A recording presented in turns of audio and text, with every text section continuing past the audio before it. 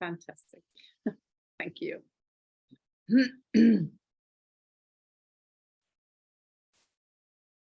So welcome everyone to the 5th day of our teaching on the 6th chapter of the Bodhisattva Charyavatara. And we're talking about how to develop patience. Patience is a mind that is undisturbed by harm. And by harm or by suffering. You know, when we experience something that we do not like, when we get something that we don't want, or when we do not get what we want, the mind feels a kind of displeasure.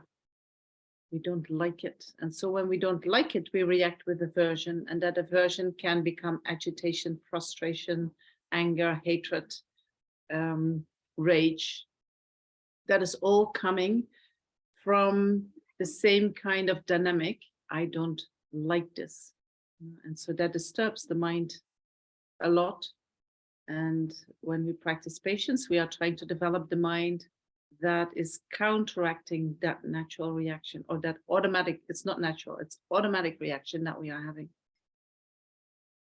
And so to start, we're going to start with a meditation.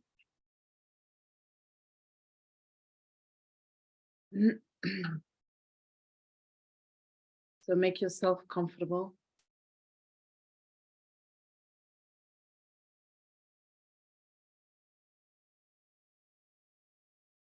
Comfortable means find your meditation posture.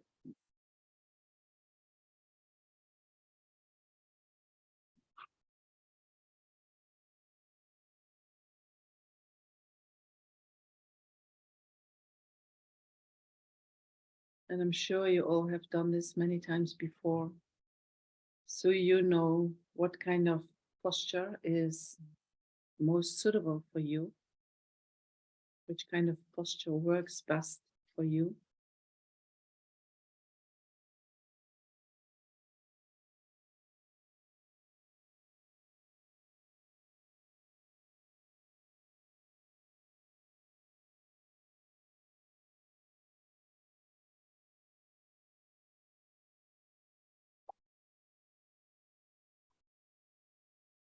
And I'm also sure that you know the 7 points that we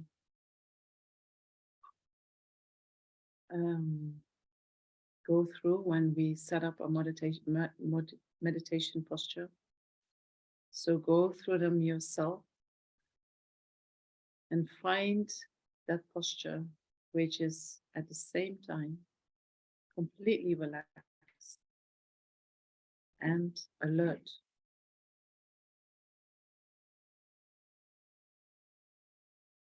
We are very alert with respect to the relaxation.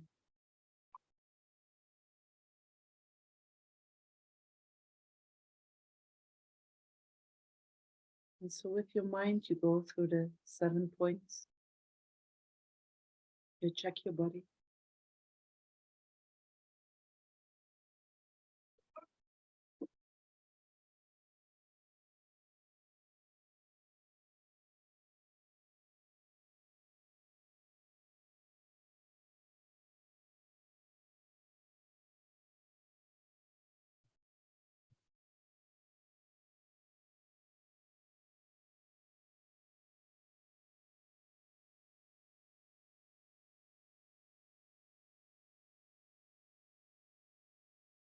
And while you're doing this, you keep bringing your mind back to the body again and again. Every time it wanders off, either to what has happened today, or to the things that you still need to do once this session has finished. You bring your mind back to the body, back to the present moment.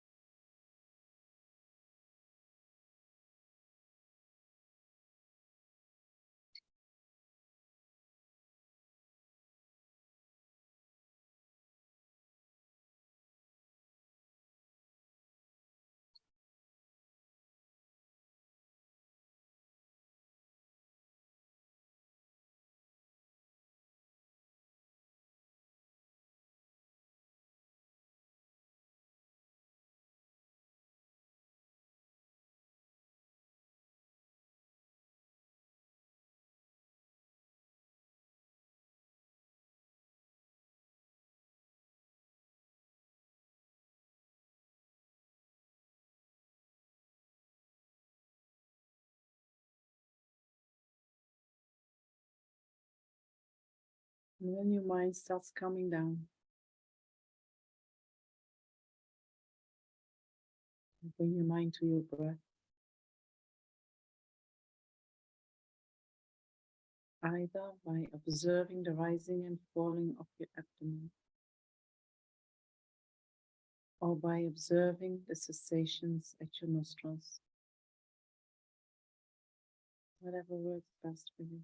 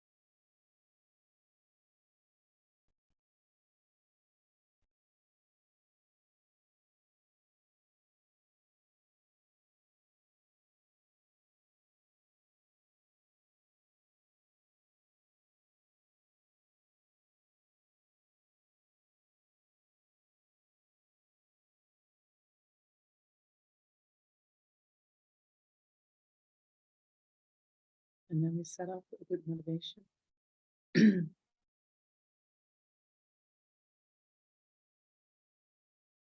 thinking that we are doing this session not just for ourselves, not just for our own happiness, but we're going to do it for all sentient beings. Knowing that all sentient beings suffer in the same way as we do. And they have the same wish for freedom of that suffering as we have.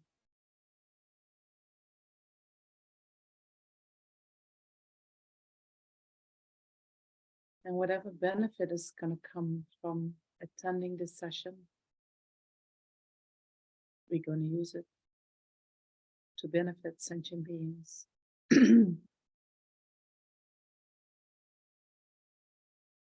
Benefiting them by freeing them from suffering where we can.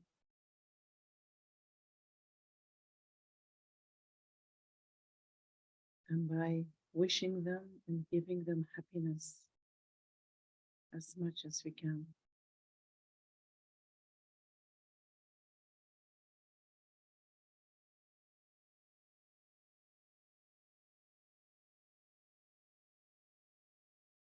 Even thinking whatever I'm going to learn in this session, I'm going to use to the best of my ability in my daily life.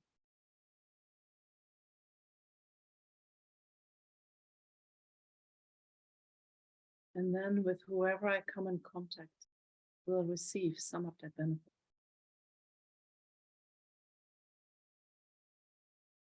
And they in turn will pass on that benefit.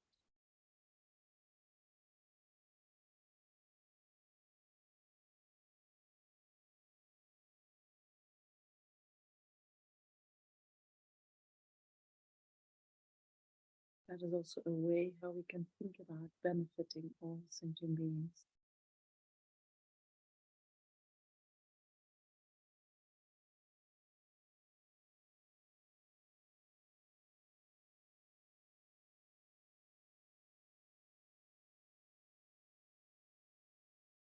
So reflect on them, on that, and then set your motivation with that information.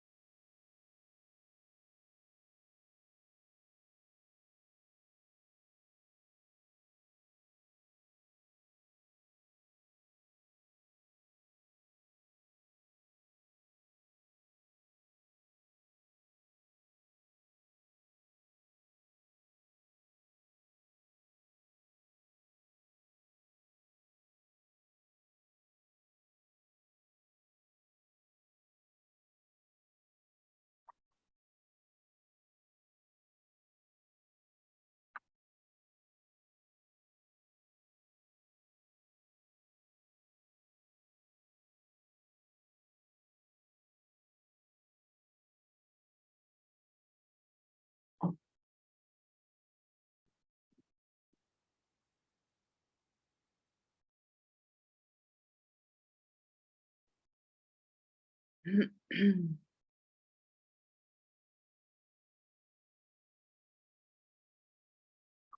then when you feel ready, we can go to the text.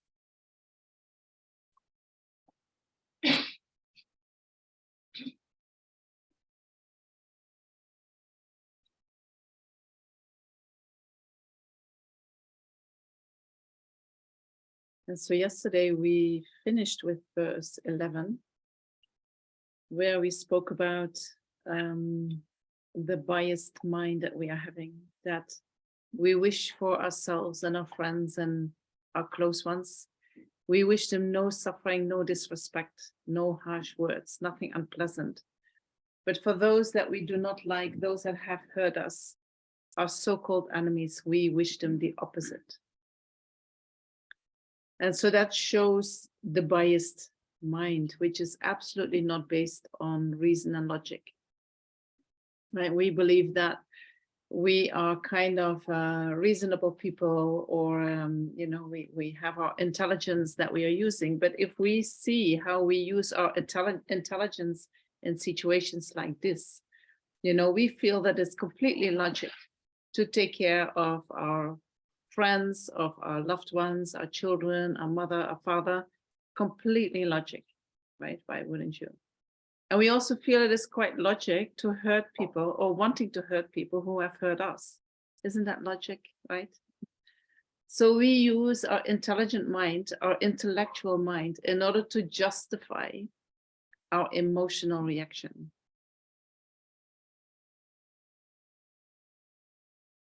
Right? Can you see that? We turn it around, right? And then we say, oh, we are intelligent people, or we are so logic. But in Buddhism, our reaction, the biased reaction, is not logic at all. And so this is the logic that is used in Buddhism. They say Buddhism says all sentient beings are the same in wanting to be happy and wanting to be free of suffering. And although some sentient beings are my friends in this life and some are my enemies, they all have the same needs. The friends, the ones that are my friends today, they might not be my friends tomorrow, right? We might get into a fight and then suddenly they turn into my enemy. And the ones who are my enemy today, the ones who I really don't like, they might suddenly do something that completely changes my mind and they become my best friend. So there is no inherently existent friend or enemy. Whether I call someone friend or enemy completely only depends upon the relationship that I have with them. When somebody benefits me, I call them my friend. And when somebody harms me, I call them my enemy. So it is all about me. It is all self-centered mind, the self-grasping mind. When the self-grasping mind gets what it wants, we call whoever gives that to us, we call that our friend. And when our self-grasping mind doesn't get what it wants or what it needs, then we call, or get something that we absolutely don't want, then we call that person our enemy, depending on the relationship that we are having. When that relationship changes, also the feeling of this is my friend and that is my enemy changes as well.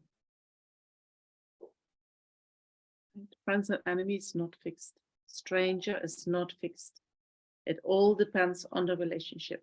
And relationships change, right? They change all the time.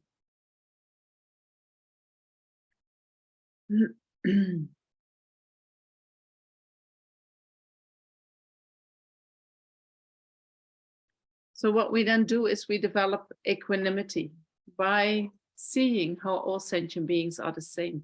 Today, they are my friends and enemies. Tomorrow, they may be my enemies, my friends, but they're all the same in that they want to be happy and they want to be free of suffering. And so then we try, on the basis of that, we try to develop equanimity in the mind, that we say they are all longing for happiness. So why shouldn't I give them all happiness? They all want to be free of suffering. So why would I not help them to be free of suffering? They have all the same wishes as I have. Right? And the ones that are my enemies in this life, they might have been my friends in past lives. And the ones that are my friends today, they might have killed me 10 times in the past. We don't remember that. And because we don't remember that, we have forgotten about that.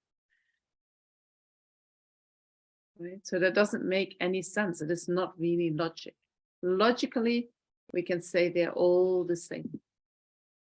And our relationships change, but the need for sentient beings is always the same. We always want to find happiness and want to find freedom of suffering. So that is what I wanted to add to that verse. I don't think that I mentioned that yesterday. And so then we go to verse 12. And if somebody has questions or comments, please put them in the chat and I will look at it. So verse 12 says, the causes of happiness sometimes occur, but the causes for suffering are very many. Without suffering, there is no renunciation. Therefore, mind, you should stand firm. And so last week in our first session, I mentioned that Shantideva talks about 3 types of patience. And that from verse 12, which we are starting now till 21, Shantideva discusses the first type of patience, which is tolerance based on conscious acceptance of pain and hardships. It is actually becoming tolerant for the sufferings of samsara. Right? We are in a suffering existence, and as long as we are alive, suffering will arise in the mind. So how can we be with that suffering? How can we tolerate that so that it does not disturb the mind? And so then we need to know about suffering, right? Somehow, sometimes this life of us looks like a paradise, and we expect all this beauty and wonderful things and beautiful relationships, but it doesn't happen. We have disappointments. Things happen that we do not want. We do not always get what we want. We have obstacles in achieving what we want. Sometimes we have to work much harder than we actually would like to. All kinds of sufferings occur in our daily life. We are maybe feeling uncertain about ourselves. Maybe we are feeling lonely. Maybe we have other needs that we cannot fulfill, that we are constantly grasping for. And so all that is suffering. We suffer. We never get to this feeling where we feel like, oh, wow, now I'm here, now I'm there. Now I reached a point where I can just sit back and enjoy my life. Even if we would, in the external world and the material world, get to that place, then still we experience suffering. We can have the most beautiful life. We have materially everything that we want. Even if we have a very lovely wife or husband, then still suffering arises.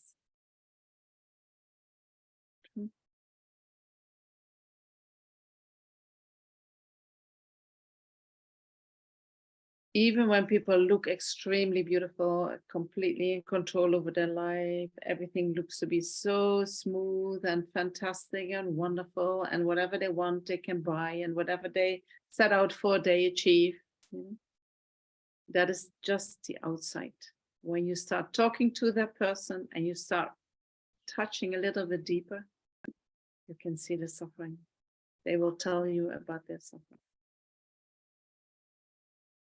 Right? Sometimes when we look into life, we think, oh, that person has everything they want. They are happy. I'm not happy. So I will be happy when I have what they have, or when I can find what I want. We believe that, right? This is how we think. True. But if you look a little bit deeper, what you're seeing in them is just on the outside. If you see someone who looks really happy, go and talk to them. Before you start believing that if I just achieve what they have, I will be happy too. Go and talk to them and check whether your observation that they are truly happy, whether that is true. You know, and ask them, what is your suffering? Everyone has a story about suffering in their life. No one is without. And so how are we with that suffering? You know, if we look into what we are doing at the moment, what do we do when suffering occurs? We run away. We run away, and where do we run to? Into suffering. What? Into more suffering. It was suffering. More suffering. More suffering. Yeah, you listened too much already. What do we think we are running towards? Happiness, right? We run away. Oh no, I don't want to feel that, you know. And we distract ourselves. Let's go and do something nice. And so the more we do that, the stronger the impulse we need, the stronger the stronger the impulse needs to be that we are looking for to make us happy. Right? So we go into more extreme, more extreme, more extreme. Right? I'm going to distract myself. Oh, I'll have a coffee, you know. If the coffee helps, then every time I need to distract myself, I need another coffee, another coffee. So then I get coffee addicted, alcohol addicted, whatever kind of addiction. Or I need extreme stimuli, like I'm going to do bungee jumping. Wow, that's fantastic. Or I'm going to do something else. What are you guys doing in order to get this kick? Movies. What else? Shopping.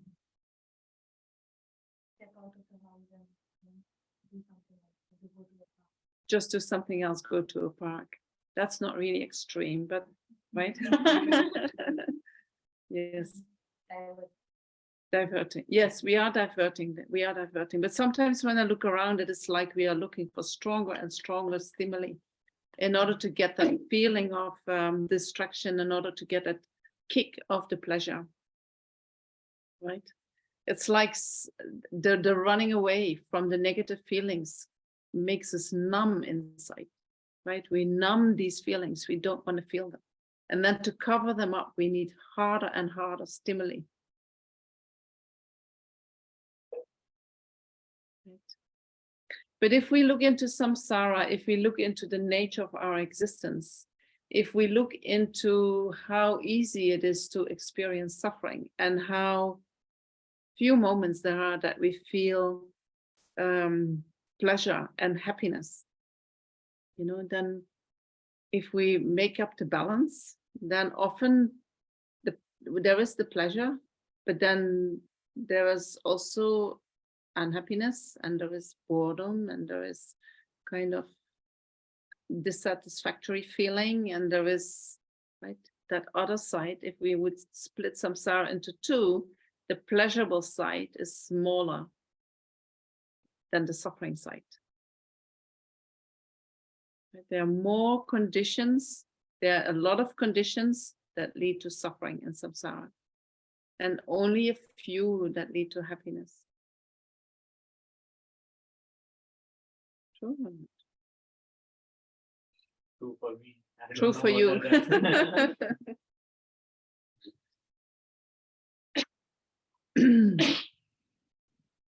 Yes.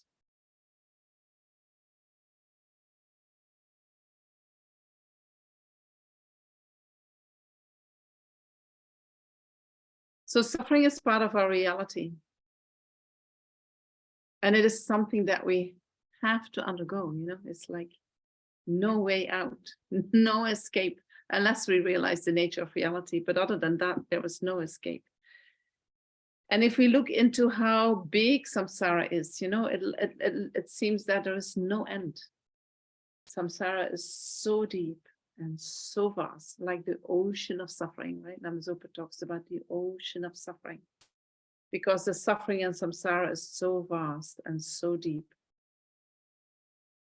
So if we have an attitude that says, I want to get out, I want to get out, I don't want to feel it, I don't want to feel it, then that is what we're going to do with our energy. Right? But if we could say, yes, that is suffering, but I know how to be with it, and it is not disturbing me, from my path, right? We generate a really strong mind. We generate a strength in ourselves that we can bear the suffering. Right? And when we can bear the suffering, things that cause suffering will still arise, but it will not affect us so much. So we can walk through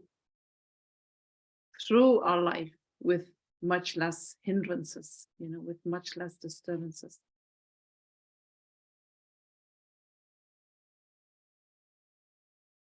And so how much we can tolerate, in the beginning, it depends very much on how we grow up. If we grow up in a situation where we have to work really hard, we have to already bear hardships. Maybe there is not enough food. Maybe it is cold. Maybe it is wet. Maybe mom and dad are beating you up. Maybe whatever difficulties there are, you somehow find a way to live with that. You have some capacity to bear hardships. Right? That's the good thing about undergoing suffering. You learn how to be with that. When you grow up in a situation where you just say, I want that, mom, and mom delivers, and you never experience what it is to be without, right? Or when you are without, you scream so loud that mom can't be fast enough to give it to you so that you shut up. Then you cannot bear anything, right? Any small discomfort, and you start screaming. It's painful, can't bear it. Right? So which life do we choose? Which life would be, or which type of mind would be more useful to walk through samsara, through our life? The one that has suffered most. The one that has suffered more. So there is some benefit in being with the suffering. True? That's just what you said. So when we are with the suffering, we can learn to bear the suffering. And when we can bear the suffering, our mind is much more stable and less distracted and less upset and less disturbed when sufferings arise. Right? There is a strength that we develop, independence upon suffering. Can you see that? When we ourselves develop the habit that every time when there is some discomfort, we look for the comfort. Oh, I'm a little bit hungry, I'll eat. Oh, I feel like calling this friend, I immediately call. We distract ourselves all the time. When we give in to that, then we maybe think, oh, I give myself what I want so that I'm more happy. But actually we become less and less tolerant for the sufferings of samsara. We get used to a habit to when there is some discomfort, we just distract ourselves with some comfort. Right? So instead of giving yourself happiness, you're actually giving yourself the causes that are going to lead to more intolerance.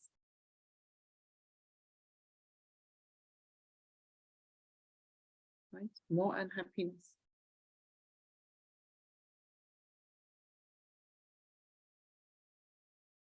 And so then Shantideva says, without suffering, there is no renunciation.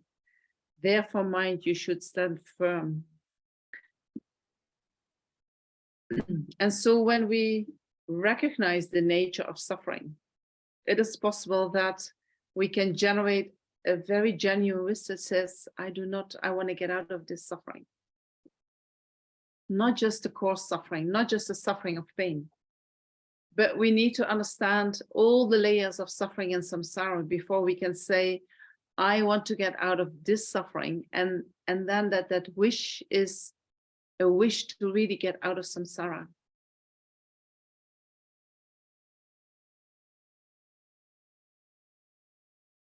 So when we practice Buddhism, sometimes what takes us to Buddhism is our core suffering or the suffering of pain. And we have maybe tried many things and nothing helped. And then we think, oh, maybe Buddhism. And so we do Buddhism with the motivation to free ourselves from the suffering of pain. But if we do only that, and we do not look deeper into the nature of suffering, then whatever we are doing with practicing Buddhism is not different from distracting ourselves from the sufferings of samsara.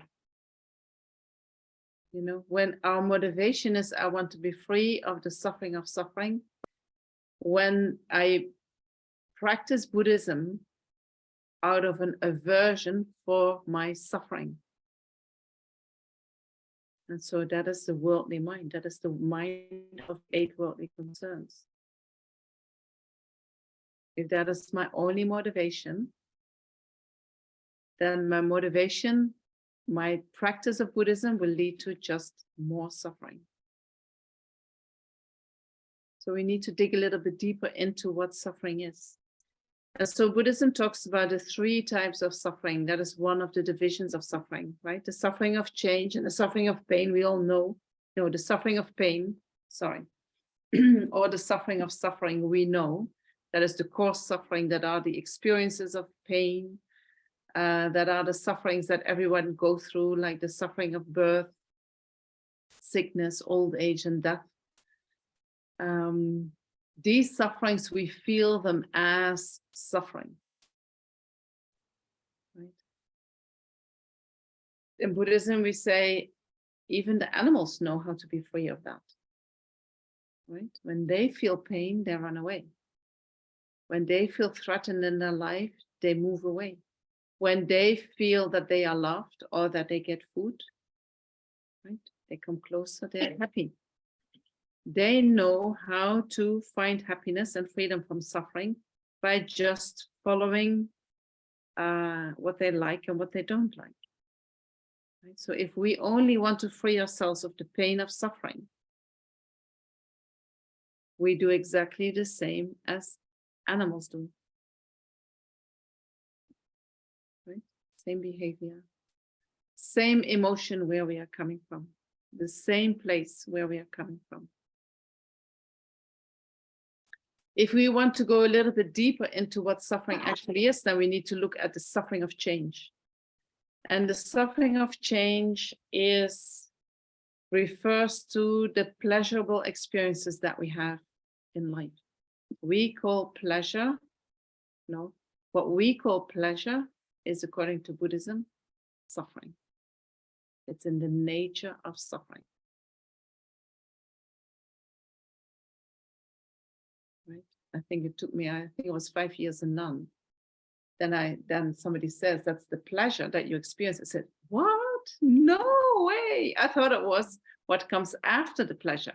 You know, when the change comes, you experience pleasure, and then there's a change. I thought it is the change that is the suffering of change. Right? But I said, no, it's actually the pleasure that you experience. So I was quite shocked, you know. And then we start looking into that more and more. And I think I said that in the first or the second class, that what suffering of change actually is that the one suffering of suffering is about to finish, and another suffering is about to begin. That moment we call pleasure. But in nature, it's all the same.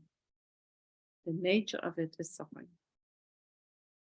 Whatever activity that we are doing in samsara, if we keep doing the activity, at a certain point, there is suffering. Right? In the beginning, the happiness is so nice. I feel fantastic. And then we keep doing it, and then at a certain point, it's like, oh my gosh, now it's hurting or boring or tiring, or right? We need to do something else. Whatever we experience in terms of sense pleasures, you know, the beginning is very nice, but if we keep doing it, it always changes into suffering. When we eat something nice and we eat more and more and more and more, at a certain point, it becomes suffering. Right? If we hear fantastic music, we listen, but there is a point that we think, now enough. Right? And if we would keep listening, it actually becomes suffering. And it is very good to think about all these examples, you know, because life appears to us as if there is real pleasure there. And we are constantly looking for that pleasure because we are distracting ourselves from the pain. Right? And so when we can see, actually, whatever I'm doing, that is not real pleasure. Whatever I'm doing in samsara is not real pleasure. The better you can see that, the less you become interested in distracting yourself in that way.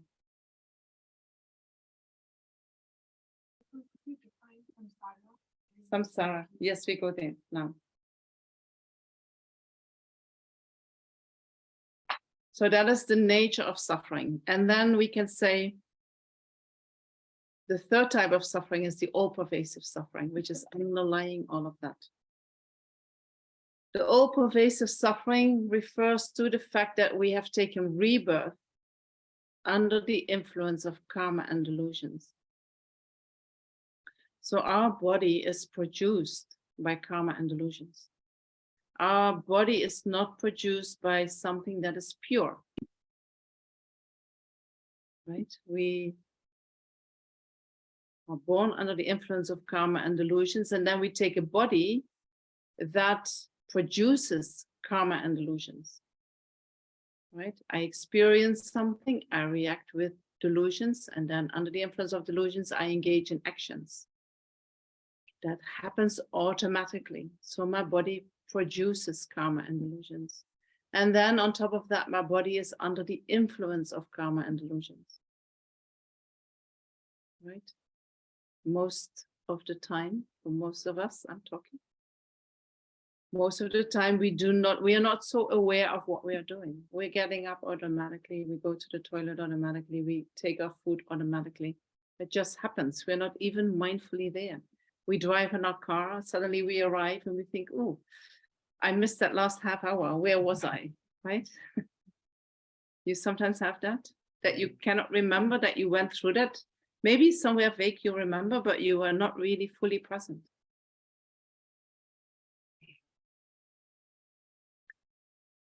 So what is samsara? Samsara is taking rebirth, taking a body under the influence of karma and delusions. And because the body is taken by karma and delusions, or under the influence of karma and delusions, the body will be of the nature that it constantly produces karma and delusions, and that it is under the influence of karma and delusions. And so that happens automatically. Automatically. It is like this little wheel of the rat, you know, that we keep walking in, running in. And although we want to have happiness, the way we look for happiness, due to not being able to see the true nature of reality, the way we look for happiness under the influence of karma and delusions. Under the delusions, cannot see reality as it is. And so whatever we set out for, it looks like we are going for happiness. But if we analyze, we see, oh, that is again a cause for suffering. Right? And then when we create a cause for suffering, we suffer. And then we react to that with aversion. And then we keep going. That's samsara. No freedom. There is a total lack of freedom. And although we might think, but I'm a free person, you know, I can decide what I'm doing. I can decide what I'm eating, what I'm wearing, where I go. But if you check a little bit deeper, you know, then the choice is not so free. The choice is actually coming from what we want, right? Which is our attachment. We say, when I follow my attachment, I have free choice. But actually, we are slaves from our attachment. That's not free. What would be the freedom? So what will be the freedom? Real freedom is freedom from the delusions. Real freedom is having a mind with no attachment and no aversion. Even then we make some choices, right? We keep making choices, but then we can make free choices.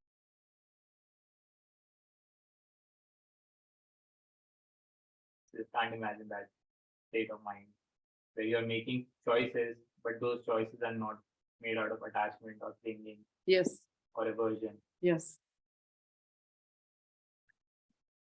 Yes. So I mean, that must be incredible if we get to that place, right? Where we are truly free. And I think truly free, for instance, if we take eating, right? We feel like I'm free to choose what I eat. I go to the cafe and I order my meal, what I want. I have this freedom, but it is my attachment to what I want to eat that is making the decisions. Right? True. What if I eat something that I don't want to eat? And so when I eat something that I don't want to eat, because I know that will be harmful for my body, but because I want my body to be healthy, I eat something which is not tasty to taste buds, but it's healthy. Right. So that's why I'm making a choice which is good for me, right? So that would mean that I'm attached to my body. Yes, maybe. And you're attached to good health, and you're attached to. It is very difficult to even imagine what it means, being free of attachment. You know, I think being free of anger might be a little bit easier.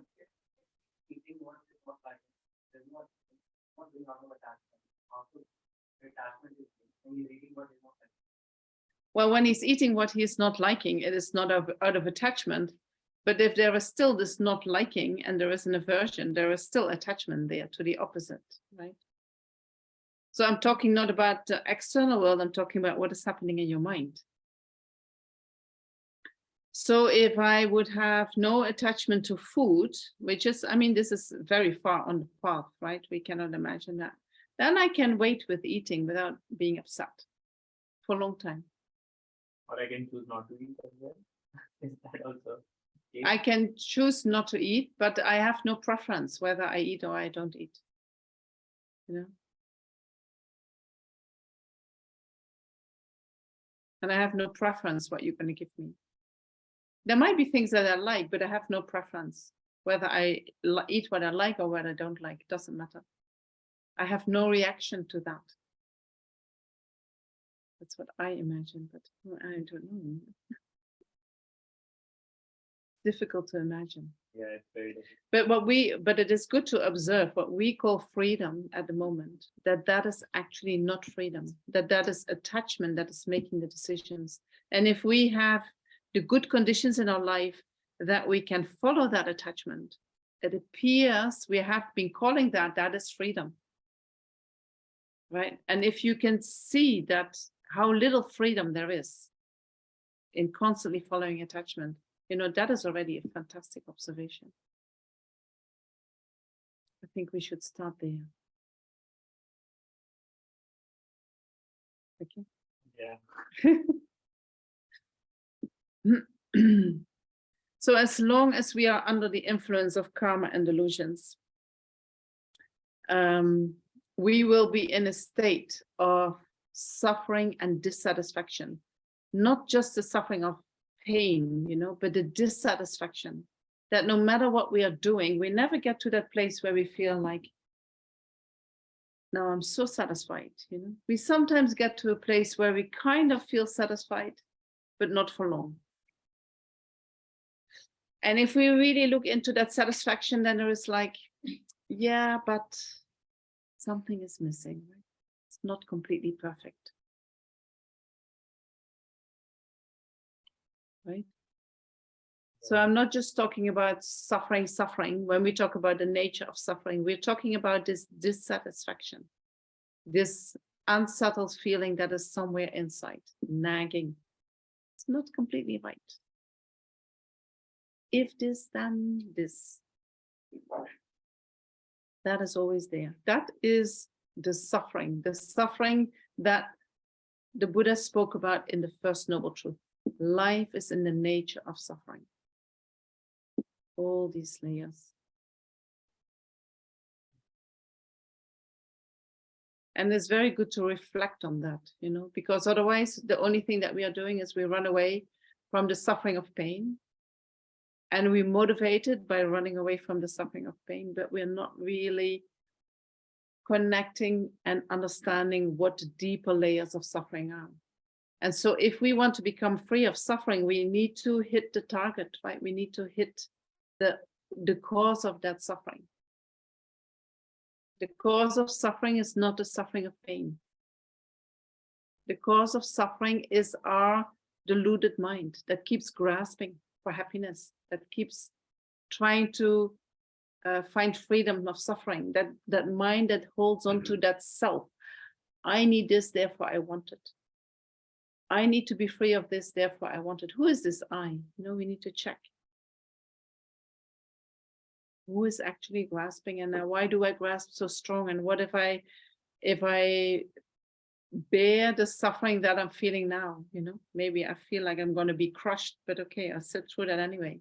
And then I discover, oh, I'm not going to be crushed. I'm still alive. Wow, I can bear that type of suffering. Then that self-grasping mind becomes less strong, less influential. Then we start to feel some kind of freedom.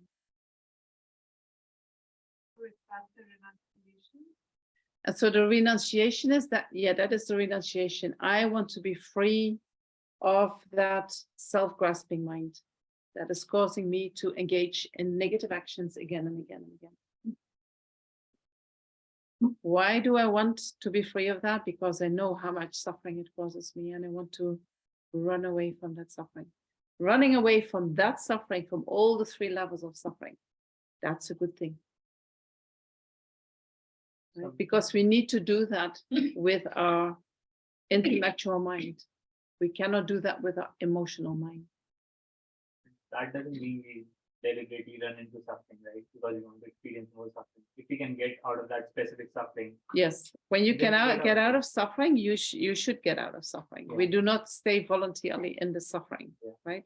Unless you fully want to stay there in order to find something out, in order to train your mind.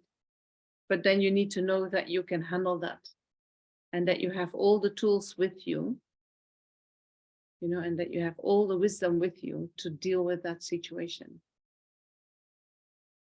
So learning to become patient doesn't mean that when we are in an abusive situation, we should stay in that in order to learn to be patient.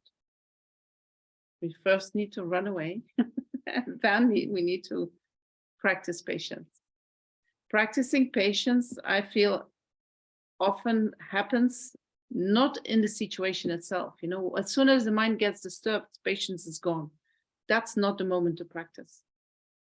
When the mind is disturbed, the mind is not going to settle down by you saying, now I'm going to practice patience. So we practice patience on the cushion or afterwards by thinking about the situation, by thinking, how could I have stayed firm in that situation? What could I have done? How would I have behaved? What would I have said? How would I, you go back to that situation and you imagine, oh, I can do it like that. Next time I'll try to do it like that. How do you differentiate between suppressing anger and being patient? The differentiation between suppressing anger and being patient.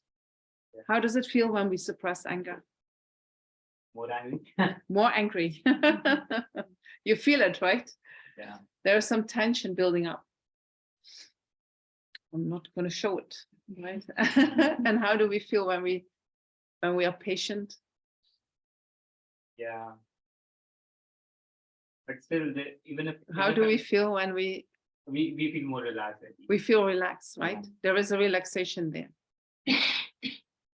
Yeah, but sometimes we tell ourselves, oh, I'm being patient, although yes. I know deep inside I'm angry. But I'm telling myself I'm being patient, I'm being patient. Yes. I mean, the people around me, I'll tell, oh, I'm being patient, I'm not being angry. Yes. But deep down, I'm being angry. Yes.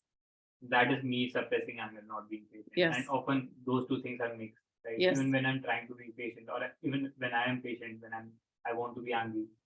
When you're patient and you want to be angry?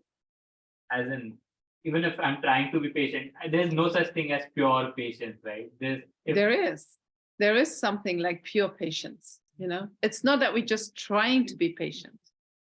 I try to be patient, but actually I'm angry. That's not patience. Patience and anger, they can't coexist. So you're either this or you're that. You're not a little bit patient and a little bit angry, When you're a little bit angry, you also, the mind is disturbed. Patient is the mind that is undisturbed. Yeah, but how? And so we do not practice that with big events, you know. We practice that first small little things. We try to see if we can keep the mind still, not reacting. You know, start with the mosquito in your room. That's a big one. That's a big one. You know, then the mind goes immediately after that mosquito, no? And so then keep the mind still in yourself. Right? Or start with something else small. You know, that you feel like, oh, do I really have to do that? That you say, okay, how can I generate a positive motivation? It's only 5 minutes. I do it with joy. You can do that. Then the mind is undisturbed when you do that.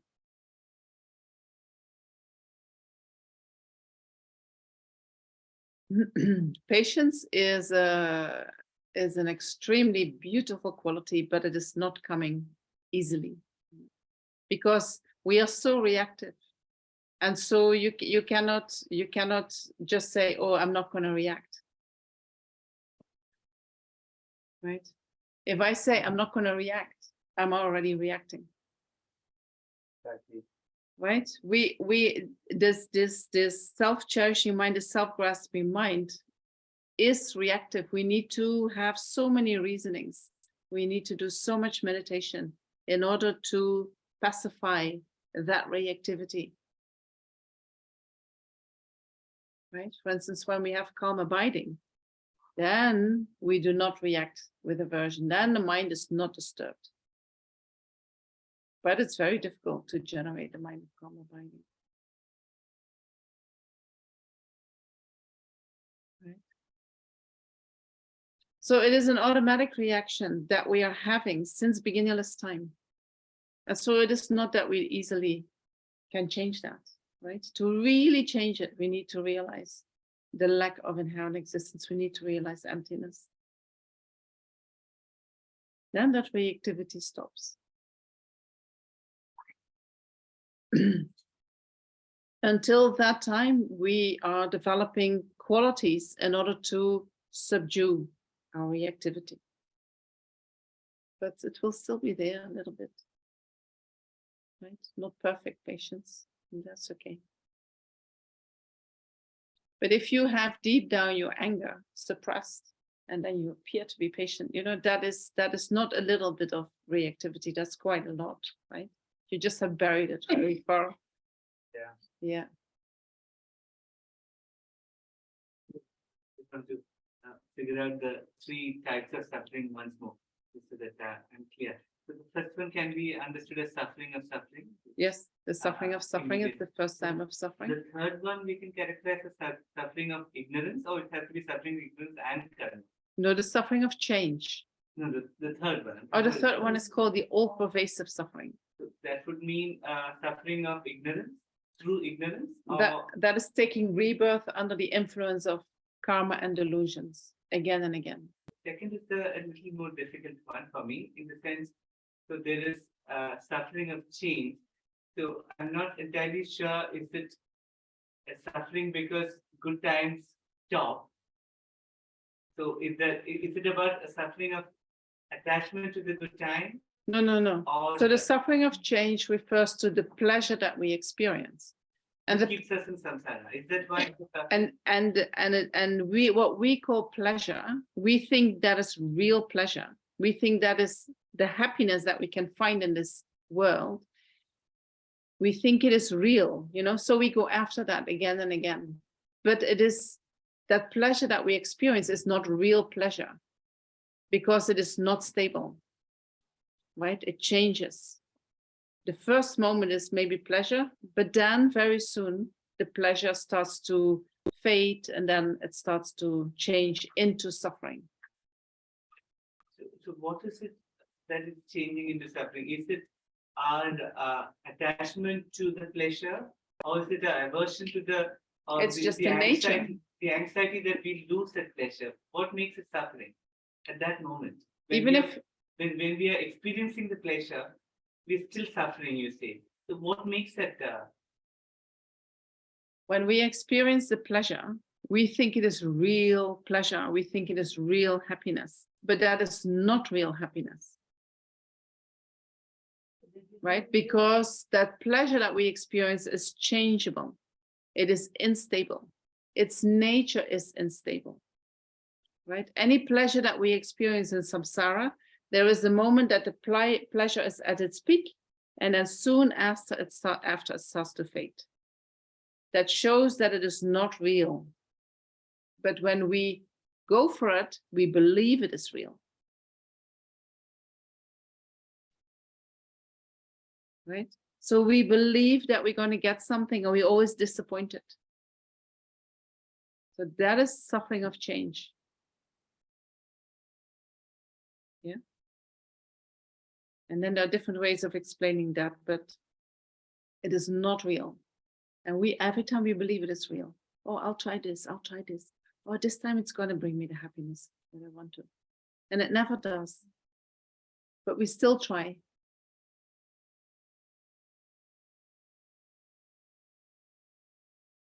So it is a suffering of change because we believe it is real and it is going to stay. But it is not real and it changes. So what happens if I have this cup of beautiful coffee? You have a cup of beautiful coffee. Yes. I'm having it and I'm telling myself at that time, I enjoy this moment. Yes. I know this is not going to last. Yes. Would that still be suffering? So when we enjoy a cup of coffee and we know that that is in the nature of the suffering, right? But we enjoy that moment and we know it's not going to last. And when the enjoyment is gone, we let it go. So that is enjoying the pleasures of samsara. That pleasure is in the nature of suffering. But because I know that it is in the nature of suffering, I do not cling to it. I let it go. I just fully enjoy that beautiful experience, which comes about to a lot of merit, right? I harvest some of my merit and then I let it go. So then the suffering will be much less, right? Then I think that experience is still part of the suffering of change, but you know now that it is the suffering of change. And so you do not cling to it. And therefore you do not suffer so much from it.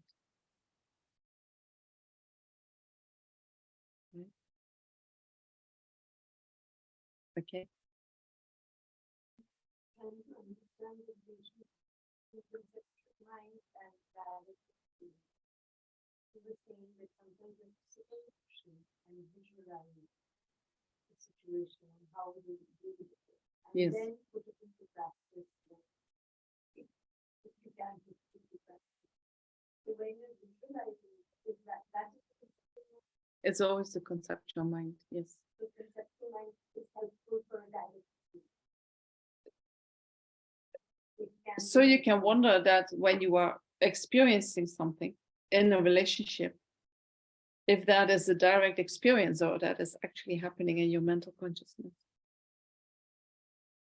When we are in a relationship, there are things that we think about the other person, about ourselves. We have certain beliefs. That is all conceptual mind.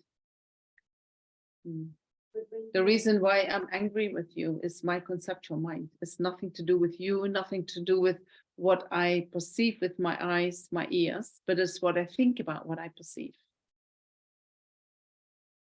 Can the conceptual mind also be helpful by how to visualize how I Exactly. So the conceptual mind, you know, we can lock ourselves up into all kinds of beliefs and distorted views, and which are not in accordance with reality, and then they create a lot of suffering. But we can also use that conceptual mind, and I mean that is the gift that we have as human beings. We have this intellect, and we can use it to transform our mind, to change your perspective, to change your attitude, you know, and so we can practice that beforehand. How would I do if I would do it like that and that? How can I stay firm when something like that happens? And then you try to see it from different perspectives, and you do some kind of a role play, imaginary, you know. Then in the situation you check, did this help? You know, if it doesn't help, you need to find something else. But I think that can help.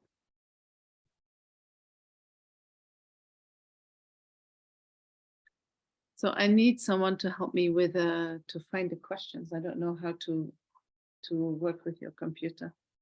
There are a few questions from online.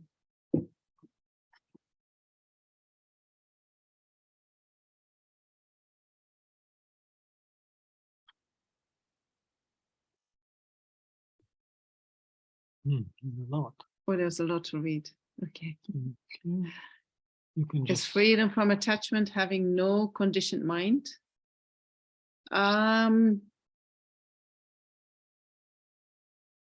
So then we would have to go through the grounds and path and see where we develop the antidote to attachment and how we remove all the obscurations. So complete freedom from attachment. In order to achieve that, we need to realize emptiness, and then we have to go through the first 7 bhumis, or the 7 grounds of the Bodhisattva, and then we become free of attachment. Is that not a conditioned mind? That mind is definitely not contaminated anymore. It's an uncontaminated mind.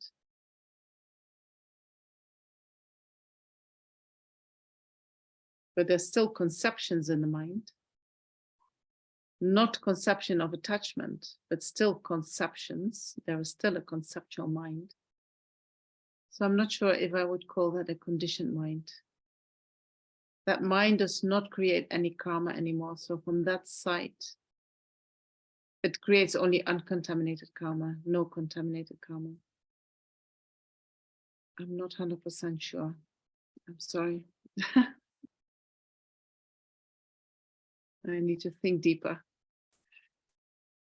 But maybe this helps already a little bit what I just said. So then another question is, the fact that we can take a decision according to our own free will is a sign of our good karma. Most of the events in our life just happen with very little control from our side. We think we have a lot of control on our life though. Yes. So when we can choose for, we have the feeling that we can choose. Yes, definitely that comes from good karma. But is it this me that is choosing, or is it the attachment that is choosing? Right? Is that a real free choice, or is that attachment choosing? You have to check that.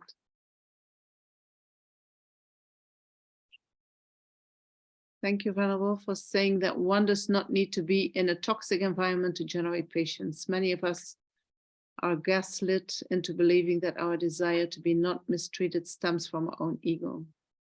Oh no, we should definitely strive not to be mistreated, We also need to have a kind of a duty that we are in a place where we are treated in accordance with our true nature, right? If I'm going to go to a place where I'm going to be abused, that's not a really good place where I can practice. If I do not have very strong patience, then it's better to remove myself and find a place where I feel safe, and there start my practice. And then with that practice that I develop, maybe at a certain point, I again go back to a place where there is some kind of abuse and I can deal with that. I can keep my mind undisturbed, then I can use it to train my mind, but not from the beginning. I don't think it's possible, but I'm not sure. Kabir, what would you say? I'm gonna check with Kabir. Oh, you caught me at the moment. Oh, I'm so sorry. Distracted. Caught up in verse number 12. Okay, so someone says, what if we are in a situation where we are mistreated? Yeah, as you say, unless we are really taking to heart the teachings on taking suffering into the path and can actually deal with it. And we can deal with it, then right? we should avoid it. Yes, yes. Otherwise, of course, take the person who bothers you most with you on your travels. But if you can do it, Yes. if you can't do it, you're going to get angry. Then that's still the person. Yes, then it's better to remove yourself out of the situation if you can. Yes, yes. Yeah, otherwise this chapter can make some people feel very depressed, people who already been mistreated a lot.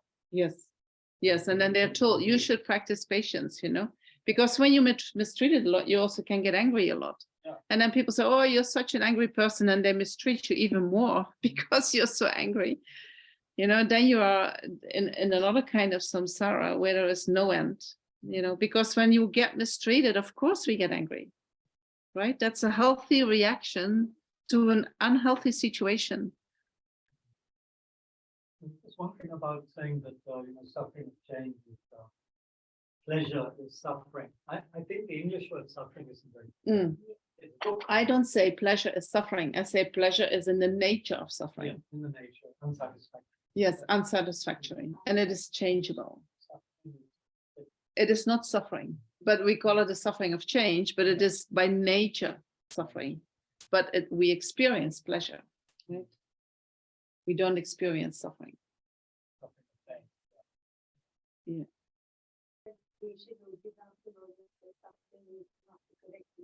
No, suffering is too strong. Huh? Yeah, dissatisfaction is a better word.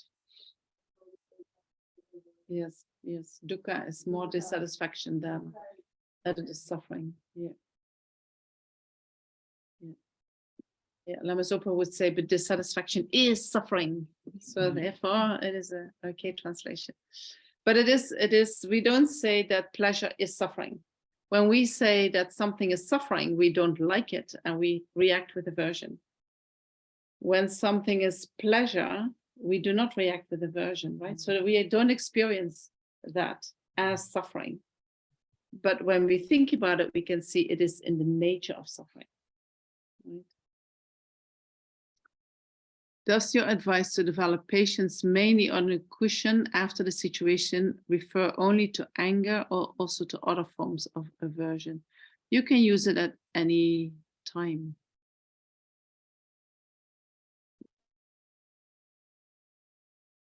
The problem with practicing in reality is the moment that the mind gets disturbed, there is no way back, right? Then you cannot put the delusions back in the box and say, quiet. The mind is disturbed. So that is not the moment. Then where is the moment? Then it is after the fact, or you prepare, for instance, you're going to have a very difficult conversation with someone who is triggering your buttons, right? You better sit on your cushion before that conversation and go over it, what all can happen and how would you react? And what are we going to do when he pushes that button? How can I stay away from my reactiveness? How can I think so that I don't get caught up in my own aversion, right? You can do it before the event. Then you go through the event and then you check, did it help? Maybe in some places it helped. Maybe in some places it didn't. Then you think about that. How can I do that better? What can I do next time? And then you keep preparing like that.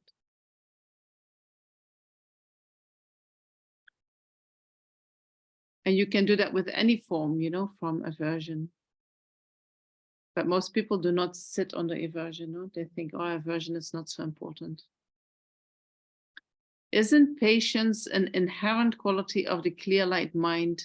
Is our attention to subdue the conditioned mind? So wouldn't that be wonderful, that it is part of the clear light mind, and that when we realize the clear light mind, patience is there, right?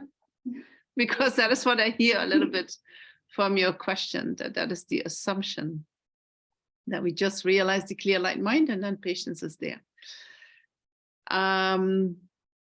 So although we might have these qualities, we say there are different views on that, but what we say in the Gelugpa tradition is that we have the potential for these qualities. And in order to develop these qualities, or you could even say, even if you believe the qualities are already there, right? To access the qualities, you need to do a practice with that disturbed mind, which is now making these qualities inaccessible for you. Right? If you already have patience inside, but you get all the time angry, that means that you do not have access to that patience. And in order to get access to that patience, you have to practice with your disturbed mind, developing patience with that disturbed mind, so that your mind becomes in line with who you truly are. Then when you can do that, then you can say, you know, once you have achieved it, you can say, patience is part of my innate nature. But as long as we are deluded, you know, we will have to practice patience in order to be able to really truly identify with our true nature. Right? So it's no shortcut. I'm very sorry. It's not a silly question. It's a very good question. So one more question. What about reactions of the mind if one can catch them in the seconds after they arise? Isn't it possible and a way to practice to counter them with patience? That is the conscious decision to accept the unpleasantness of the situation. So when you, so this you can do if the situation is not too intense or, yeah, intense, right? Or maybe when you are meditating and you feel an aversion coming up for something, then you can also practice. And so one way of practicing is, instead of following that aversion and starting to comment on it, you go back to the feeling of unpleasantness that was before that. But in the day-to-day situation, that's quite difficult. You know, you need to really take some time out of whatever you are doing to sit with, oh, what was it that I was feeling that I get now so disturbed? And then when you reconnect with that feeling and you sit with the feeling and you're allowed and you can stay with the feeling, because you have actually aversion for the feeling, right? So it's not so easy to stay with it. But if you can stay with the feeling and you can allow it to arise and you feel it, you fully feel it, and it dissolves back into the mind, then also the disturbance in the mind is gone. So going back to the feeling is one way of counteracting the reaction of aversion and anger that arises in the mind. Another thing that we can do is that when anger arises in the mind, we can transform that anger. You know, if we catch it early, when anger arises in the mind in relation to a certain object or a person, the moment we can feel loving kindness towards that same object or person, anger cannot sustain itself. You know? So when we get angry at someone, we have the tendency to see all the negative aspects of that person, right? And we're really focused on that. So if we can catch ourselves and say, I'm going to look at the good qualities of that person. I'm going to look at the good things that he has done to me. You know, his kindness. The moment I can do it, anger disappears. Right? I can also do when anger arises in the mind. Then and I go into this reaction of, I'm so angry, you know, I can say, although anger arises in the mind, anger is not the mind itself. Anger is something that it has arisen due to causes and conditions, and it will dissolve back into the mind once these causes and conditions are finished, right? I'm not my anger. My mind is not my anger. Anger is just something that arises in the mind due to causes and conditions. And I can keep repeating that. Instead of being the anger, I'm the one who is observing the anger or allowing the anger to arise and then dissolve back. Right? These are very powerful practices, you know, when you do them. All right, we don't have to understand everything what is happening in the mind and work everything out. You sometimes, you know, just, oh, there's anger. Anger is in the mind. And you say your mantras. I'm not my anger. The mind is not my anger. Anger is just something that arises due to causes and conditions. Right? Then it will just naturally disappear. Close the chat. Yeah. And then we do Let me see how big that verse is. Do we still have energy? Or not? Yes. Yes.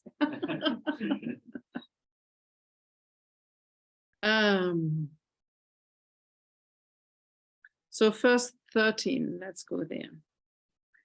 If some ascetics and the people of Karnapa endure the pain of cuts and burns for no reason, then for the sake of liberation, why have I no courage?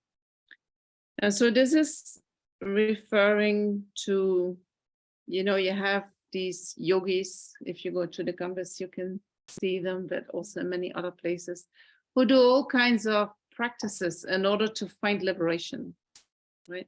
So they're holy men, they stand the whole day with their arm upright for years and years and years, and the arm is completely frozen, cannot go down anymore. And they do that in order to achieve liberation. Or they burn their body, you know? Or they do other kinds of hardships. And they feel that when I engage in these hardships and I can endure them, that shows me then I will attain enlightenment. That is the way to enlightenment. According to Buddhism, and it sounds maybe a little bit disrespectful, but these practices are not leading, so let me say it like that, they do not lead to liberation from the delusions. Right? They cannot lead to liberation from the delusions, to freedom from the delusions. Why? Because they're not an antidote to the delusions. It is not that we become less deluded when we do these practices. Maybe we can find a state of mind that is on a little bit more subtle level. Maybe we can even achieve shamatha. Maybe we can achieve calm abiding, which is the mind of the form realm, which is a higher mind, you know, where we do not feel the coarse feelings that arise in the body. But that is not liberation. That is a kind of, according to Buddhism, is a kind of suppression of the delusions. So when causes and conditions arise and we lose the state of calm abiding, then we're just back to where we were coming from. In order to liberate ourselves from karma and delusions, we need to generate a mind which is totally opposite, directly opposite to the delusions, to the cause of the suffering. Right? We need to generate a wisdom mind that sees that the I grasping at the self, that self does not exist in the way it appears to us. That wisdom mind is the only mind that is capable of freeing us from the delusions. But they say, okay, so these people, they try to do all these difficult practices in order to find liberation. But according to Buddhism, they do it for no reason, right? No good reason. So then they say, then for the sake of liberation, why have I no courage to engage in practices that means that I need to endure hardships, right? They can endure hardships for something, for nothing, for no reason. Why can I not do it for a very good reason?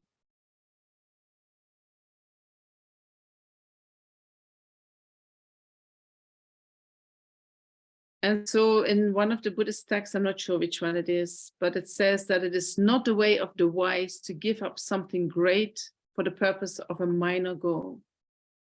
Rather, it is the way of the wise to give up something minor for a higher purpose or goal. Right?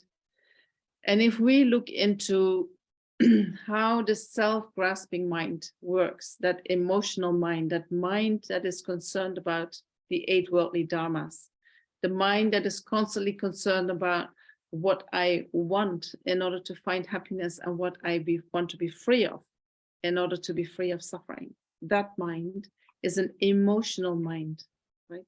That mind is totally focused on this life. And that mind is focused on me. Right? That is not a higher purpose. That mind is the mind of if we look into how that mind develops into our life, right? If we are little toddlers, 2 years old, and we say, Mom, I want a biscuit, you know, and Mom says, wait 5 minutes. A toddler cannot wait 5 minutes. So they will start screaming for their biscuits. I want it now, right? I want it now. Then we grow up and then we are 6, 7, 8 years old. And then mom says, no, you have to wait till after the meal. Maybe we are able to wait, to postpone that happiness that we are longing for till after the meal. Then we get a little bit of maturity. We can postpone the gratification or that what we wish for. Then we grow older. Then when we are adults, and we find a job, and then we are told that we need to save for our pension. So part of the money that we have that we could use for all kinds of pleasures, we have to put it away for when we are old. So we postpone the happiness that comes from spending the money till later in life. Right? In order to do that, we need to have a reasoning consciousness. Emotionally, we cannot do that. So the more we apply reasons, the more we are able to postpone that moment of happiness. And so then if we're going to look into what is liberation, liberation is a state of bliss. We are free from all the delusions. Right? That's it. So in order to get there, I need to sometimes endure hardships in order to go for that fantastic feeling of bliss. I need to wait with harvesting my happiness until the moment that I'm completely liberated. And enlightenment is even further, right? My moment of happiness, the perfect happiness that I want to achieve, is even further away. So in order to get there, I have to wait. I have to postpone the harvesting of my happiness. I have to delay. And that is a kind of maturing, right? This is how we mature. This is how we become real adults in terms of our emotional state of being. Having said that, we all sometimes are in a situation that we feel, I want it now, right? We become that toddler. We feel that we cannot postpone for 1 minute our happiness, right? If that is happening, then we are in a state of we are very emotional, right? The self-grasping mind is right there, demanding, I want it now. I cannot wait. Right? And I think the more we can postpone, the more we are also able to bear the sufferings of samsara.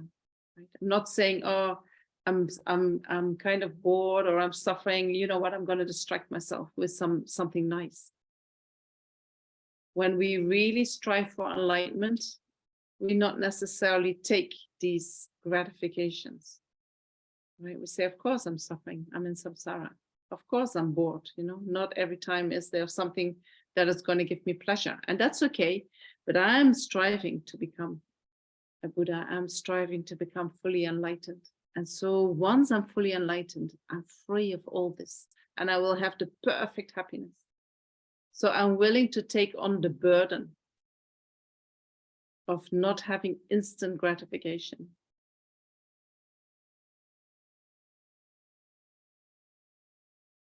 I see very dark faces in front of me. Sorry.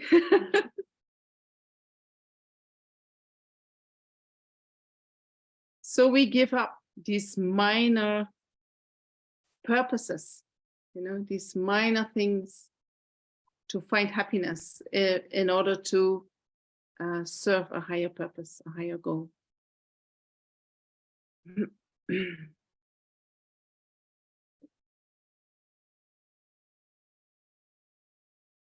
Yes. Are there any more questions? No questions in the chat? Oh, one. Or the participants can unmute themselves. Nikita is saying, if you have a question, they can unmute themselves here. She has given them permission. Can I ask one more there? Yes, you can ask a question. Why is it important to, you mentioned, fully feel the feeling that is causing the reaction, as opposed to, it's a different antidote being prescribed to the reaction. But for the emotion that presumably sparks the reaction, the advice is to fully feel. Can you please repeat that? Yeah, I think that's No, well, Venerable just said that before the reaction like happens, is the feeling that could have sparked the anger, and usually behind the anger is a hurt. So, you know, if you're able to ride that wave of feeling, or at least touch that point of feeling and ask yourself, well, why is it that I'm feeling? No, not why am I feeling this? Not that question. But the experiences that we have is the ripening of karma. And so when we have the karma to experience something really unpleasant, right? What we do when that feeling arises, we react with aversion, anger, agitation, whatever, in order not to feel it. That is our attempt. I do not want to feel it. So what I'm saying, if we have somehow the ability to not focus on that reaction, but to allow that feeling to arise so that it then can dissolve back into the mind, the moment we can do that, the anger is gone, right? But I'm not saying that that is easy. Sometimes we have feelings, you know, you can work your whole life on them in order to create the conditions so that they can finally arise and you find peace from that suffering that you are experiencing. Right? And so when it is very, very difficult to fully allow that feeling to arise, there will still be anger in the mind, there will still be agitation in the mind. And so in that time, we find antidotes to that anger, to that agitation, right? Because we're not yet capable of fully allowing that feeling to arise. But why must one allow a feeling to fully arise? So just as in nature, everything comes and goes. If we want feelings really to go, we need to let them come. So what we do naturally with unpleasant feelings is when they arise, we don't allow them to arise. The aversion is there to protect us from that feeling. Right? So we say, this is too painful. I need to push it out. I don't want to feel this. But once we have felt it and we look back, we say, gone.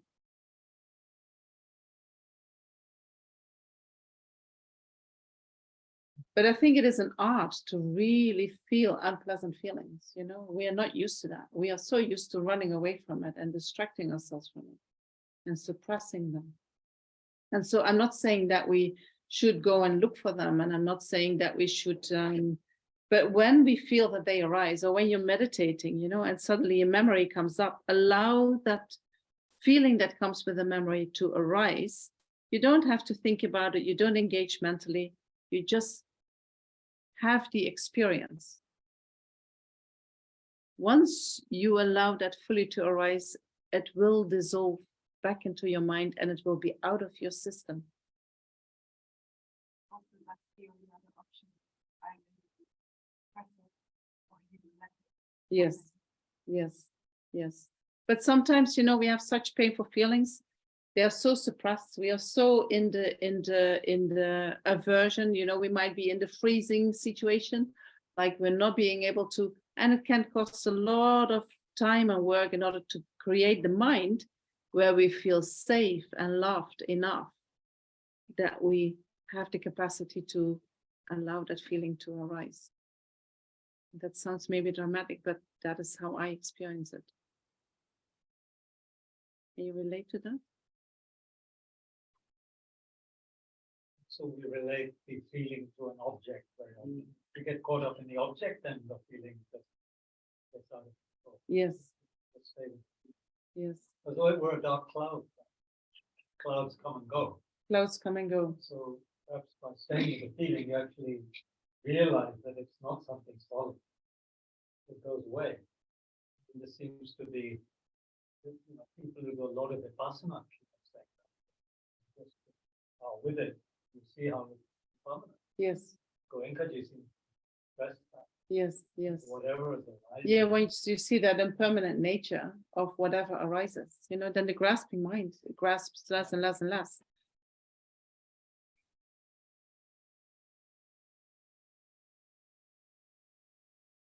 By the way, there's some very good material on this in Matthew Ricard's book.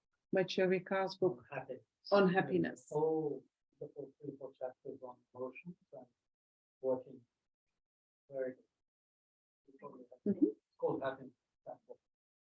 The book from Ricard, from Matthew Ricard on happiness. Yeah. Is there anyone who's having a question in the at home? No, in the Zoom. 1 second. 1 second. You can. No one's starting. There's one more question here. Then I go to that first. Yes. You mentioned we have to practice with disturbed mind. I'm not comfortable with that. What did I say? We have to practice with the disturbed mind? Yes, yes. 5, 10, 15. 10, 15 minutes ago, I said that. Uncomfortable with the intensity. I'm saying actually that when the mind is disturbed, right? When we are talking about patience, the moment the mind is disturbed, that is not the moment that we practice patience. Too late. Too late. Never too late. No, when you're drowning, you don't learn swimming at that time. Exactly. Oh, that's a good example. That's a good example. In the army, train. In the battle. Yes. Start learning in the battle. You don't learn on the battlefield. No. Although you might learn something. Of course. Yes. Yes. Happening in Ukraine now, the 4 Russian conscripts, untrained, lack of proper armament, thrown out.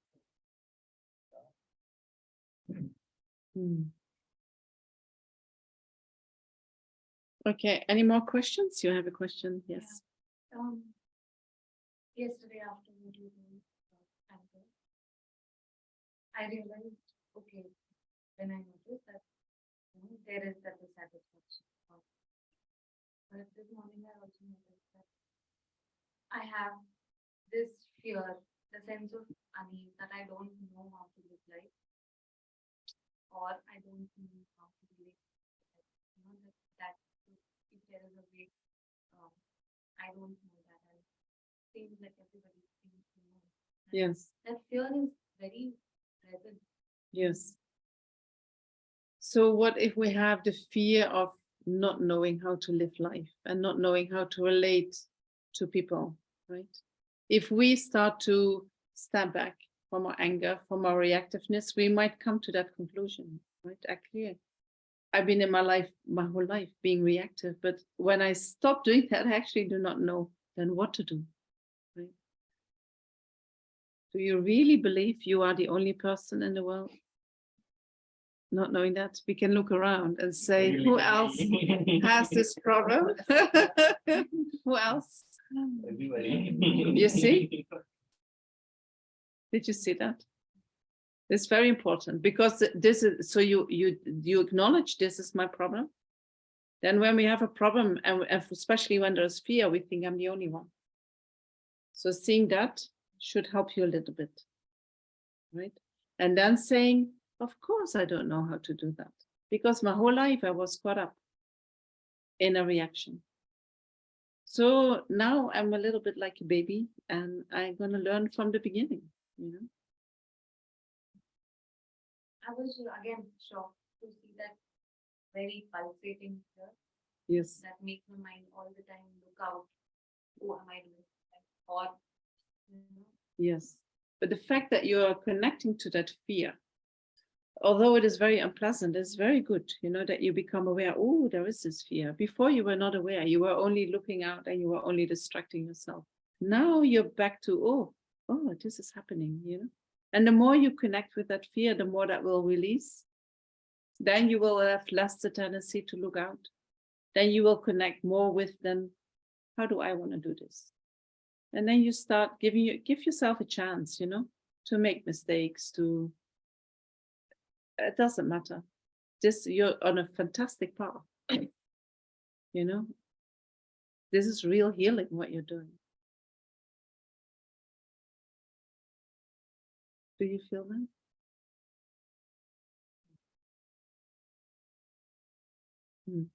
Very good. Okay. Last chance for the people on the Zoom. Do you have any questions? Otherwise, we dedicate the merit. Venerable, I have a question. Okay. So, can I go? Yes, you can go. So, this mind that's seeking, right? Yes. And it's constantly seeking. You know, it's either seeking from the past experience or a pleasant experience. And sometimes it's just too much to be with this mind because it's seeking. Mm-hmm. So how to work around this mind that's seeking? Mm-hmm. Either in experience or something, or holding on to something pleasant and then seeking that. Mm-hmm. Can you observe that mind? Sometimes, yes. Sometimes. And the other times? Other times, there are so many, you know, well, on the meditation cushion, yes, sometimes I can observe this mind, but otherwise it's there at a deeper layer. It's not, it surfaces when the top, I mean, you know, some layers are calm. And I have to get into those layers, through those layers to this mind. Just froze the screen. Oops.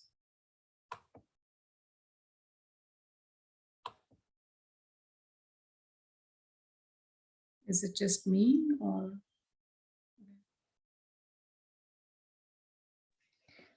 Yeah, we can still hear you. I think Venerable might have dropped out. Sure. So that's my question for Venerable, this mind, how to be with it. Sometimes it's just too much. Yeah, just give her a second to join back. Sure, no problem.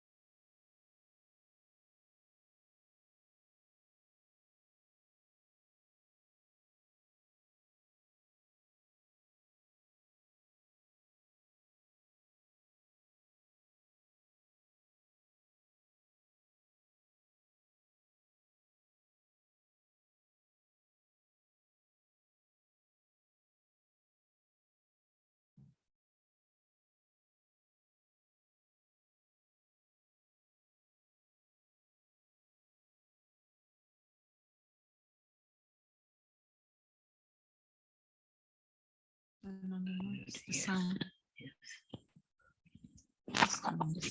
Okay, I'm just gonna This is a little stop. A little struggle with this, and I'm holding the phone.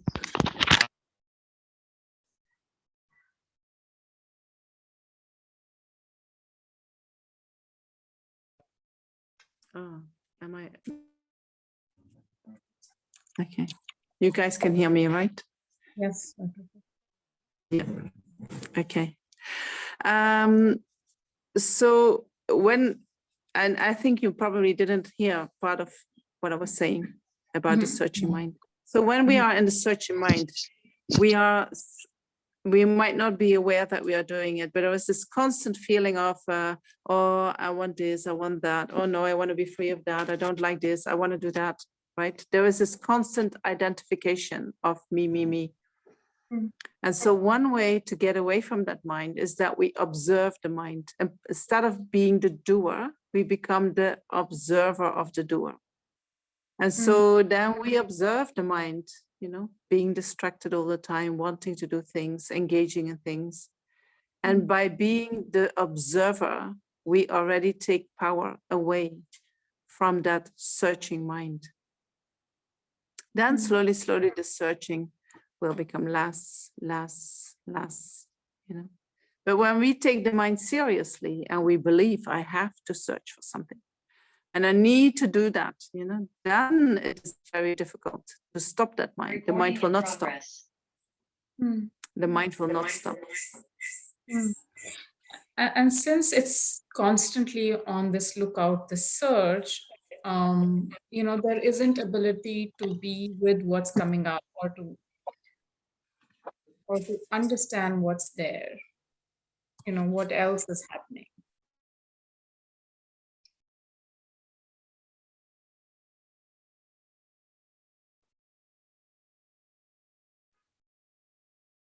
Video, and there is the sound. Yes, now I'm okay. Now I'm good. Yes. Sorry, can you please repeat that question? Yeah, so what happened recently was I could see this mind that's looking for an experience, being attached to the previous experience. And yet there was this experience that came up for me. And it was hard for me to hold these two together, you know, the searching mind, it's looking for some experience, hanging on to the previous experience. And yet there was this something that was emerging from within. And and it's hard to be with what is trying to emerge because there is this drama happening. Yeah, there was this drama happening. Exactly. Exactly. So we are all kinds of drama queens, right? We make the drama within our mind, and then we cannot listen to what is really happening or what is really important. But it is already great that you can feel like, oh, something wants to come and I cannot hear it because my mind is so crazy running after other things. That is already fantastic, right? That is step number 1. Or maybe there's already step number 3. And so when you have observed that, then you can say, okay, I'm gonna observe more that drama mind, and I do not engage with it so much. If you can, not at all, you know, but it is a habit that we have our whole life, according to Buddhism, since beginningless lifetimes. We are having this habit of engaging with the self-cherishing mind, the self-grasping mind, and all the dramas that arise in dependence on that. So we cannot just say, I'm going to stop that mind. I'm going to stop searching. I'm going to stop looking for happiness. I'm going to stop looking for distraction. We cannot. We cannot. So we have to bear the suffering of having such a distracted mind or such a searching mind. That is a suffering, right? And so you observe that and you sit with that and you find some understanding for that. And you say, you know, I know that you have been developing yourself like this for so many lifetimes. So no one, you know, I cannot expect you to be quiet from day 1 till day 2, not possible. But I'm not going to feed you anymore. I'm going to interact with you, you know, I'm just going to observe you and I'm going to let you do whatever you feel that you need to do. And that energy if you do not identify with it, you don't feed it, at a certain point it becomes less and less and less, and then the mind starts to become more quiet, less certain. But that can take quite a while, you know. And so every time that you can observe yourself as the observer of the drama, you should give yourself a pat on the back and say, well done. Well done, you did not identify with it. Well done, you did not engage with it. That means you are weakening the self-grasping mind. You are weakening your samsara. Sure. Right. Okay. Right. Thank you. You're welcome. Okay. Is it okay when we dedicate? I'm getting a little bit tired. We come back tomorrow, right? We have one more session now in the evening, and then on Sunday morning we have a last session where you can bring all your questions. You know, maybe I give a little summary of what we have been doing during these 2 weeks, and then we take at least half of the session for questions and answers. Okay, so of course, we like to hear the questions on patience and everything that we have been discussing, but if there is anything else that you feel strongly you want to ask, that's fine too. Okay. So then we dedicate all the merit that we have created by being in this session, by practicing patience. Is that funny that on the internet goes? I asked 3 times, oh, and now we stopped to finish the session, you know, natural finish of the session. And they kept saying, yeah, no, we can go online like this, or we can go online like that. So my patience got a bit challenged, but I think I went through the test okay. And maybe you had your own challenge in practicing patience in this session, and I'm sure you really did your very best. So all that merit that we have created, even just, you know, hearing about the possibility that we can address that mind of impatience, that mind of anger, is incredible. And then trying to understand it and trying to contemplate, it's so, you know, your samsara already starts shaking when you start doing that. So rejoice that we had this opportunity, that we found these teachings, that we have the capacity and the time and all the conditions needed to listen, that we want to think about it. And then while we are doing that, we're creating such a huge amount of merit. And all that merit we're going to dedicate not just to our own happiness, not just to the happiness in this life. We're going to dedicate it towards our own enlightenment, our own liberation from suffering and enlightenment, to be of greatest benefit to sentient beings. And we also dedicate it towards the happiness and the well-being of all sentient beings, that they all might find a state of mind free of anger and attachment, that they all might discover and find the total freedom of the delusions, which is an incredible happiness, an incredible blissful state.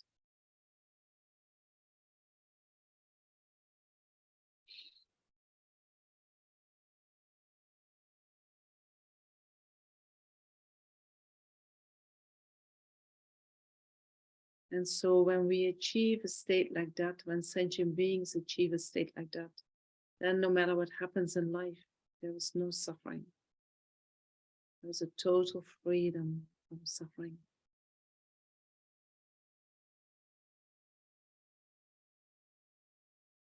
And so we can think of all the different types of suffering there are on this earth, on this planet, and then imagine that all these sentient beings on this planet find freedom from that suffering.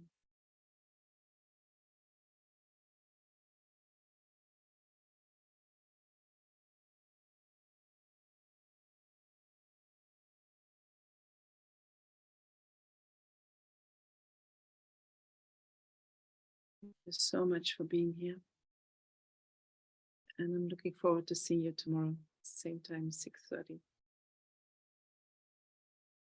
Thank you so much, Venerable. Again, as always, thank you.